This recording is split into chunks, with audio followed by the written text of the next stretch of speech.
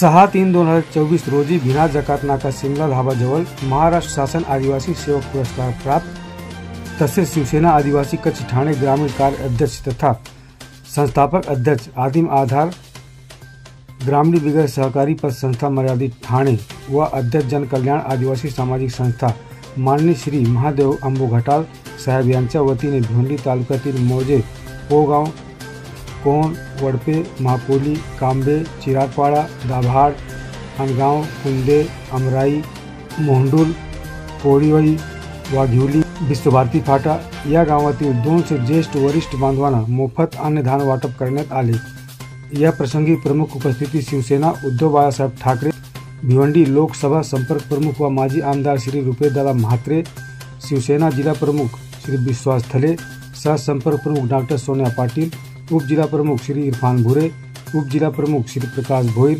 महिला उप जिला संगठिका कविता भगत युवा सेना जिला सचिव श्री राजा भाऊ चौधरी शिवसेना उप तालुका प्रमुख श्री अनंता पाटिल श्री अनंता शेलार उप तालुका प्रमुख श्री नितिन जोशी तालुका सचिव श्री दीपक पाटिल श्री राजेंद्र कवाड़ी श्री प्रवीण पाटिल श्री राजेंद्र पाटिल तालुका महिला सचिव भावनाताई धमने उप तालुका प्रमुख परवीन खान श्रमिक मोर्चा अध्यक्ष श्री मंदार घाड़ेकर संपर्क प्रमुख श्री अशोक भेकरे आदिम आधार पर संस्था के संचालक श्री श्याम मस्कर श्री विनोद जाधव कुंदे ग्राम पंचायत माजी सदस्य श्री शैलेश सेलार श्री सचिन मस्कर सोनाले ग्राम पंचायत माजी उपसरपंच श्री अनिल भेकरे भिनार ग्राम पंचायत सरपंच श्री भरत घटाल चिंबीपाड़ा ग्राम पंचायत सदस्य शोभा जाधव पारिवली ग्राम पंचायत सदस्य शोभा बाईत जून आंदुरकी उप सरपंच श्री बारक्या सातवी श्री वसंत मोरे श्री नंदाकर लांघे शाखा प्रमुख वामन भोईर श्री एकनाथ घटाल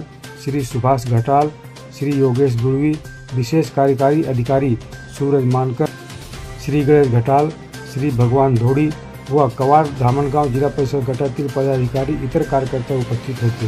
हे कार्यक्रम करत असताना या ठिकाणी आपल्याला दिसतात साहेब सगळे एक मग 70 वर्षाचे आहेत 75 वर्षाचे आहेत पण 55 वर्षाचे पूर्ण सगळे हे जे लाभार्थी आहेत जेव्हा या लाभार्थ्यांना आपल्या शिवसेनेच्या वतीने आपल्या ज्या ठिकाणी आपले सेनेचे कार्यकर्ते आहेत त्यांना ज्या ठिकाणी हे लाभार्थी मिळवण्यासाठी सर्व आपल्या भिवंडी तालुक्यामध्ये ज्या ठिकाणी 1, 10, 15, 20 असे लाभार्थी देण्याच्या वेळ येतं तेव्हा आपल्या कार्यकर्त्यांना सांगून तिकडनं यादी मागवली जाते आणि त्याप्रमाणे हे लाभार्थी जमा होत असतात।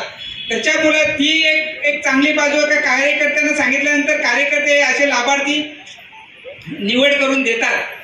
आता या ठिकाणी हे जे लाभार्थी आहेत खरं कोणी 10 वाजता आले 9 वाजता आले खूप वेळ झालेला आहे मी फारसा काही वेळ घेणार नाही त्याच्यामुळे या ठिकाणी सर्व लाभार्थ्यांचं पहिलं मी अभिनंदन करेन कारण तुम्ही एक 3-4 तास इथे या ठिकाणी थांबल्यात। खरोखरच एवढे थांबायला नाही पाहिजे परंतु नाईलाज होतो का तिथे नोंदणी करून तुम्ही कुठून आलेत काय या सगळ्या गोष्टी कराव्या लागतात आणि म्हणून हा टाइम वेळ होतो। त्याच्यामुळे मी तुम्हाला या ठिकाणी बोलून आणि खरोखर तुम्ही वेळ दिल्याबद्दल मी तुमचा आभारी आहे। आणि या प्रसंगी पुन्हा एकदा घाटाल साहेबांना मनापासून धन्यवाद देतो की त्यांनी स्वतःला चांगली सवय लावून घेतलेली आहे। अशीच सवय तुमच्यातून कोणीतरी लावून अशीच सवय आमच्यातून कोणीतरी लावून या सवयी म्हणजे वाढल्या पाहिजे वृद्धिंगत झाल्या पाहिजेत। त्या वाढवण्यासाठी जे काही थोडेफार कष्ट लागतील जो काही अर्थ कारण लागेल हे सगळे म्हणजे पब्लिक म्हणून देणारे लोक आहेत फक्त आपण स्वच्छ आणि स्पष्ट असायला पाहिजे त्या पद्धतीने आपण वागलो तर सगळ्यांचं कल्याण होईल यांचं पण यांचं पण आणि त्यांचं पण बरोबर ना असं सगळ्यांचं कल्याण व्हावं असं मला वाटतं। त्यांचा 9वा कार्यक्रम आहे आम्ही फक्त या 3ऱ्या कार्यक्रमाला हजर आहोत।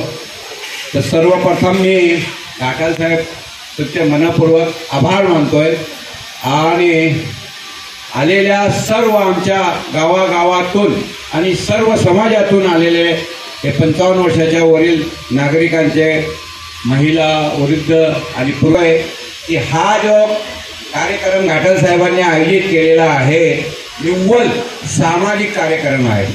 याच्यामध्ये काही उद्देश नाही धार्मिक उद्देश नाही किंवा धर्माधर्मामध्ये तेढ निर्माण करण्याचा उद्देश नाही. जो धर्माधर्माचा तेढ निर्माण करून ना मतं मागण्याचा कार्यक्रम बीजेपी सरकार करत आहे तसा तर अजिबात नाही. गरिबांची सेवा करायची, गरिबांना सेवेचा मोबदला जर द्यायचा झाला तर तुम्ही त्या नाही दिला तरी चालेल, अशी त्यांचे विचार आहे. परंतु आपला कर्तव्य आहे, आपला मात्र कर्तव्य आहे. आपल्या वाईट वेळेत जी आपल्याला मिळत आहे, साधारण मला वाटतं एकाच महिन्यात चालणारा त्याच्यात साहित्य आहे, 1 महिना आपल्या घरची चूल पेटणार आहे त्याच्यामुळं.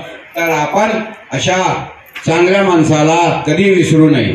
भविष्यात कदाचित शिवसेनेच्या वतीने या भिवंडी तालुक्याच्या आमदारकीसाठी शिवसेनेच्या वतीने ते संभाव्य उमेदवार असू शकतात.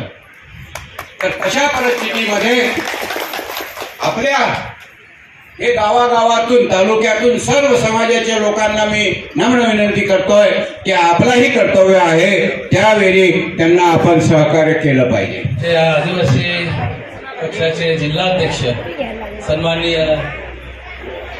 घाटाल साहेबांच्या सतत चालू असलेल्या कार्यक्रमांमध्ये आज देखील पुन्हा एकदा आमच्या माता भगिनींसाठी या ठिकाणी वाटपाचा कार्यक्रम, या कार्यक्रमासाठी उपस्थित असलेले सर्व सन्माननीय मान्यवर आणि उपस्थित सर्व बंधू आणि भगिनींनी, खरं तर गेले 4 महिने मी सातत्याने पाहतोय की घाटाल साहेबांनी जी सुरुवात केलेली आहे, समाजकार्य कसं असावं, 80% समाजकारण आणि 20% राजकारणाच्या शिवसेनेचं ब्रीदवाक्य आहे. परंतु हे वाक्य देखील त्यांनी खोडून काढलेलं आहे. 100% या ठिकाणी समाजकार्य करण्याचं काम ते करत आहे.